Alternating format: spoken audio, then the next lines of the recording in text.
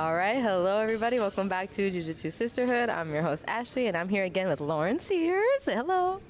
Hi, what's up? Hey. In case you guys forgot, I had an interview with her from Trials, East Coast Trials. She trains out of Tempe, Austin. She recently fought on WNO. She's been super active on the competitive scene. She's pretty much fighting this whole damn weekend, like since Thursday, like up until tomorrow. Like, how is your body holding up? It feels great. Honestly, I get way more rolls and a lot more like pressure and harder looks from people rolling throughout the week. Really? So usually my body's more beat up from rolling than from competing. Why are they being mean? Because they know you're competing. Everybody's bigger than me. Oh, true. Always having to deal with that. But yeah, and then like my match on EBI was only 3 minutes, and so I don't know. You won that I one, just though? haven't. Yeah. So I haven't taken a lot of damage, and then even like my WNO match, didn't take any damage. There was no like submission that was put on or anything. We didn't look in danger too much, except like obviously like the last thing. It was a positional, got to the back, but there was no like submission threat or anything. So what were you thinking during that match? You looked like super relaxed. I was watching. Honestly, I was a little too chill. I hate when that happens. That happens to me so often. I was trying to not let the pressure of like the stage and everything, like that level of an event like get to me, and so I was like super chill and just like I was like I'm just going in to do another roll at the gym, Dang, so it was like a big audience, and it's hard to tell from the stream. Oh yeah. So it's very loud out there too. So I actually wore earplugs. I've been getting like migraines and these like weird visual things that are happening from like just the like loud music and the flashing lights. So I found that like earplugs kind of help a little bit. So I wore those. Yeah, they fell out like in mid match too. But I've competed the last couple of times with them and they've helped a bit. But then how do you hear or I guess it doesn't matter. You didn't need to hear. Oh, you can still hear them? Yeah, it just kind of like muffles like high intensity like loud sounds. It helps me just kind of like be more in my head, thinking about like whatever I'm technically trying to do. Okay. But for that match, I was too relaxed. A little too relaxed, but I mean that's happened to me too, where I just bye, I'll see you tomorrow. Where I just like meditate too much. Get too in the Zen mode, and then I'm just hanging out on the mat. Yeah, I was like, oh wait, no, I should be on go mode right now. I need to like turn it on. I feel you. It's okay though. Like, I mean, I was like, maybe she's taking it easy because she got like 5 matches coming up. I was like, maybe she's just chilling out. But was that your debut or was? No, I was on the show like 2 or 3 years ago. But I was like, I had like 2 years of jiu-jitsu training when I was on my first. So now I've got like 4 or 5 years of training. So you've only been training 5 years, and you're a brown belt already. That's awesome. Yeah, I feel like such slacker. I'm a 10-year brown belt. It's like double. And I think we're the same age. You're 32? 34. 34. Yeah. Okay, I'm younger. Not much younger. I'm turning 33. But that's also why I asked about the body thing, because I always feel so like beat up in general. Yeah. I've been doing a lot better with not feeling so beat up lately. The more I've been weightlifting and eating more. So I've been trying to like gain weight, and that seeming to help a bit. And how have you been doing since the last time we talked, since Trials? Have you done anything different in training or? Yeah, I mean, I'm great. I've been working on my wrestling a lot. I'm trying to I think I heard that. Somebody told me that. Yeah, and it's improved a lot. And then, just, sharpening up all the main tools, leg locks, and I worked on my rubber guard a lot since then, and I hit like a really sick submission at Midwest Finishers last year. I saw the clip. I saw it. That was awesome. Yeah. I was hoping you were going to do some today, but you didn't. Yeah, I know. I was also super chill today, too. You're like, damn it, I was why am I like, so relaxed? I know. I was like, going to see if Kamoy will give me a match tomorrow, because he told me I could get one with one of the girls, and I was like, the match I had today, I felt like it was like judged kind of weird. So it was like sub only, and I had 3 sub attempts, and she didn't have any, and then there was like the single guard pass that happened at the end, but I wasn't really trying to retain very hard because I thought the positions didn't matter being sub only. But so then she got the decision, and you're like, wait. I was like, that was weird. And yeah, and I had a bunch of people ask me about it. I was like, okay, so maybe like another match tomorrow would be fun. So you decided to take a match instead of the open mat? I might do both. Oh yeah, you said it. I'm gonna go to open mat, get some rolls, and then maybe get like a match tomorrow. So okay. Yeah. So maybe we'll see if I can get another match with her or somebody else. Oh, you want a rematch? Yeah. Just get a rematch. Yeah. That did not go the way I wanted it to go. Okay, so was there a chance? Was there a time where you were like mid-match and you had to change strategy? Are you saying today or just ever? In general. And like, how did you handle it? Because it's hard. You know how sometimes we get very tunnel vision? Like, yeah, for sure. Do you have a memorable moment where you had to change your game like mid-match and you actually like, maybe either took the W or didn't? Yeah, I can't think of a single match in particular right now, but I definitely know that like I've done that for sure. I've been in matches where, you know, maybe my initial game plan was to play guard, and I'm on the bottom and I don't really like what I'm feeling, so I'm like, all right, let's stand up and work from the feet, or maybe vice versa. Maybe I'm like, I'm gonna try and wrestle, and then I don't like what I'm feeling in the moment, so I'm like, all right, we'll sit and play guard. I think that's very. I feel like that's very important to be fluid within your training and not be tunnel vision on any one thing, and be able to just go with the flow and feel whatever you're getting from that person in that moment, and be able to either one, capitalize on whatever opportunities are presenting themselves versus being so stuck on like whatever one submission or idea that you thought would work, or position or whatever. Right, or vice versa. Like if you feel like, you know, they are coming at you with some like good stuff and they're just kind of like overwhelming you or something, then trying to change up where you're playing from, kind of change up. So whether, you know, maybe you're playing guard and, you know, you're just getting overwhelmed, you're like, man, I feel like they're getting close to passing but they haven't yet and I'm getting tired. Maybe stand up and try some wrestling. Or vice versa. Like, you know, if you feel like they're dominating the hand fight like on the feet and they're getting close to like a takedown or something, or getting close to getting to like a dominant grip, all right, well, maybe play guard. Yeah. Don't be scared to change it up. Yeah. Yeah, exactly. I know a lot of us do get nervous because it's like, no, I had this game plan, I need to achieve it, and it's not working, but they're like, who knows, like their game is probably like the total opposite of what you're trying to do, like, so it actually will not work at all, probably. So. Yeah, and you never really know. Like, you can't plan for everything.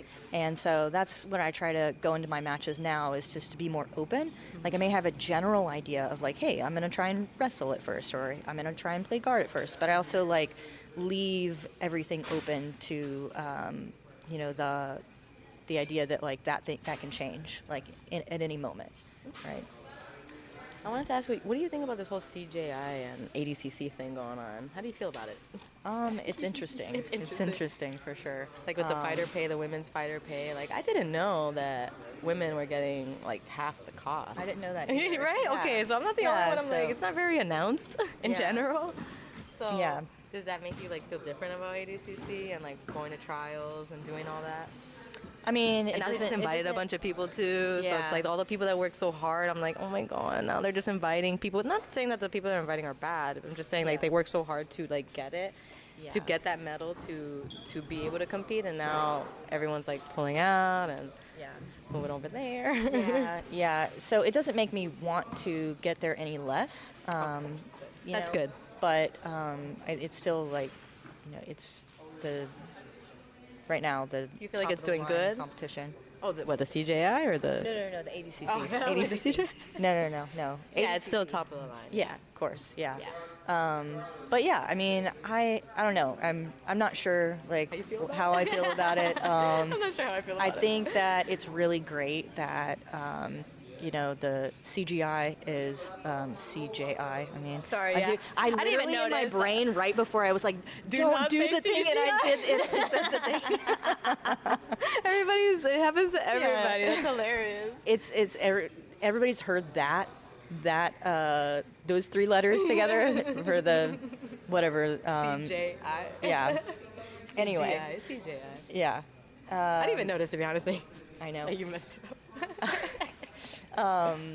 But yeah, I think it's great that he's giving a lot of athletes the opportunity to make a lot of money. Yeah, I think that's great. Trying to push for that. I think that is super important. I think that is more important than having some big fancy show. Mm-hmm. But at the same time, like I don't know much about that stuff anyways. Like, I don't work in that kind Like of the industry. promotional stuff I don't and all know that. like what is going to draw, like what really is going to get more people interested in jiu-jitsu. People who don't do jiu-jitsu yet, or like the general population. I think whatever that is what needs to be pushed more. And I personally, I don't know. I think that there could be a better balance though. I think that like maybe pay the fighters a little bit more, maybe put a little bit less into some of the production right? and Probably like stuff. millions in production. Yeah, well, and I heard that like the drummers were paid more than the fighters too.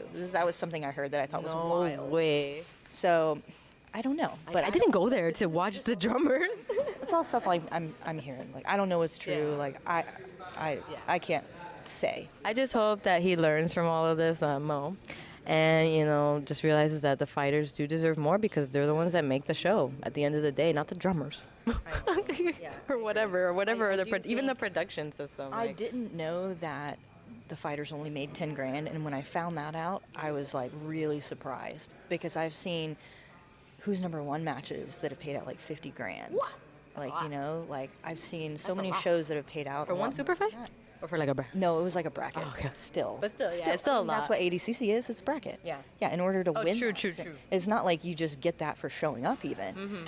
And I think that there should definitely still be like some sort of payout just to show up because you've worked so hard to be there. I mean, it's only training and 2 all that, years. yeah. Like everything that goes into that, like 10 grand is nothing for what it takes to survive and how long it takes to like train and get to the point to be able to be there and perform and risk to be of able injury and like Yeah. all like everything up until travel expenses, Yeah. blah blah blah. I don't know if they pay the All travel of for it. the fighters, but Yeah. I hope Well, they do. and At this again, point, I hope they do. That's not even, that's every 2 years. That's not even Yeah. like 10 grand a year. That comes out That's to like true. $5,000 Yeah, a you're year right. Oh my god, that's not even Like, like a real. Yeah, it's not yeah. even a real paycheck job thing. at all. Yeah. Yeah.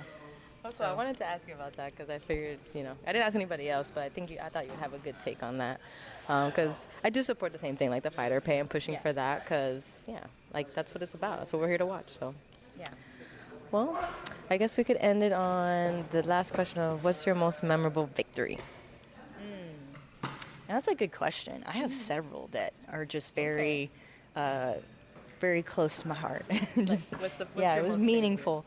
I don't know. So, I mean, I can list them off really quick, but Go ahead. my purple belt debut, that one was really meaningful to me because I had just graduated physical therapy assistant school, and I had my board's licensure exam that same week.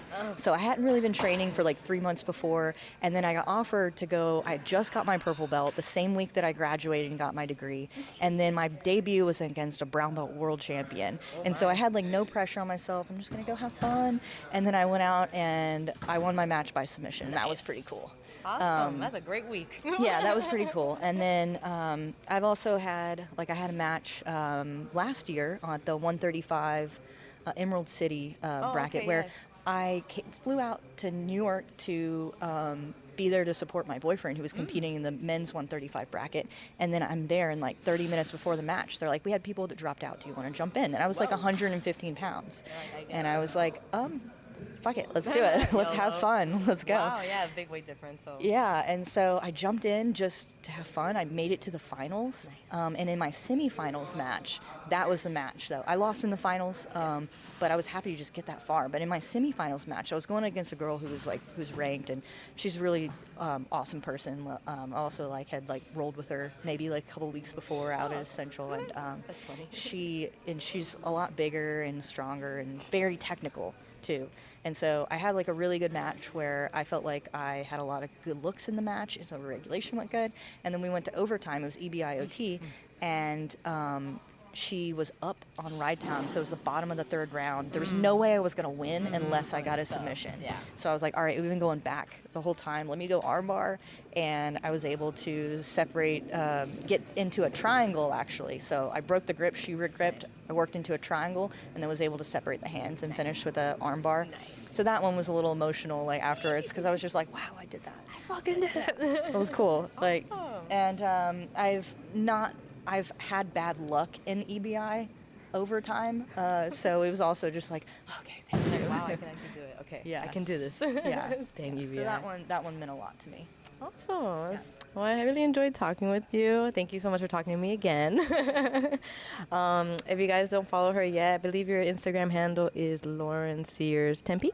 Yeah, Lauren Sears I'll tag it in the video so you guys can follow her journey. She's going to keep competing, and she wants to be, I'm going to say professional because it's basically pro level. I am professional. She's doing pro level fighting. Competing professionally for a little bit, but trying to work my way up the rankings. Yes, you're doing Before good. I get too old. No, stop. 34.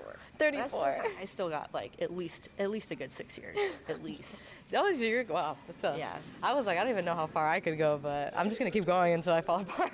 No, I'll still be competing when I'm like older too. It's just I'm saying like in the adult division and at these and going against like 18-year-olds. Yeah. I probably got another good like 6 years. I see. And then I'll do masters And division. then I'll do masters. But Nice. I'll always be competing. Oh, awesome. Well, I'm excited to watch you tomorrow. Also, hope you get that super fight or rematch. And I'll keep watching you. Thank you so much again. Sorry, I'm sweaty. Don't forget to like and subscribe, guys. Thanks for watching. I hope you enjoyed the conversation. Jiu-Jitsu Sisterhood out. Bye.